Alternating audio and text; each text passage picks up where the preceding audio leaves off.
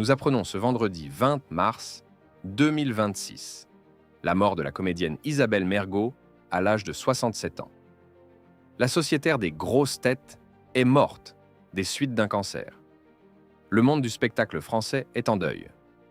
La comédienne, réalisatrice et humoriste Isabelle Mergo s'est éteinte ce vendredi 20 mars 2026 au matin, à l'âge de 67 ans, des suites d'un cancer.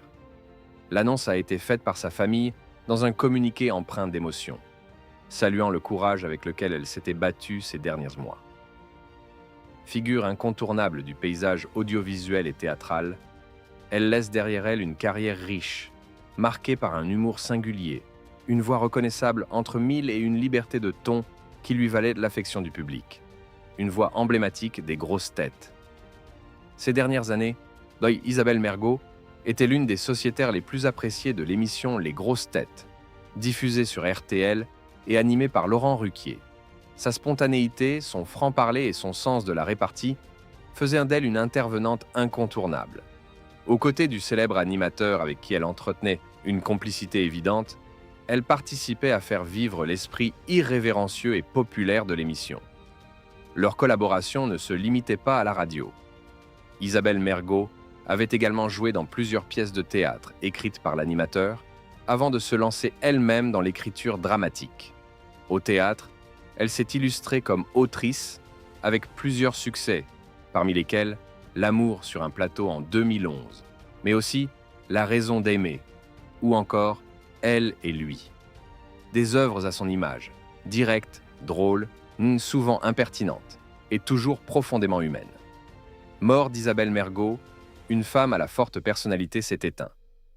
Connue pour son légendaire franc-parler, Isabelle Mergo ne laissait personne indifférent. Son humour, parfois abrupt, toujours sincère, reflétait une personnalité entière, libre et profondément attachante.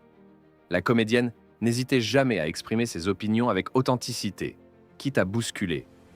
Sa carrière avait démarré dans les années 1980 grâce à ses rôles secondaires dans des comédies populaires. Elle y impose rapidement un style unique, jouant volontiers de sa dyslalie, un trouble de l'élocution qui affectait sa prononciation des sons ch et j. Loin d'être un frein, cette particularité devient sa signature, renforçant son identité comique et sa singularité à l'écran.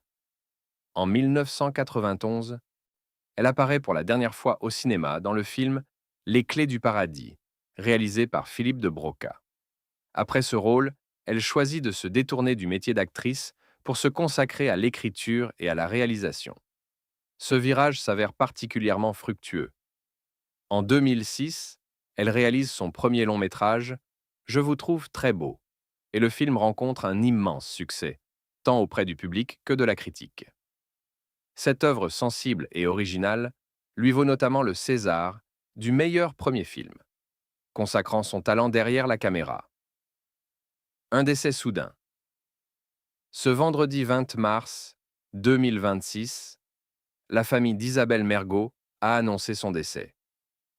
La comédienne Isabelle Mergo aurait succombé à un cancer contre lequel elle se battait en silence depuis plusieurs années.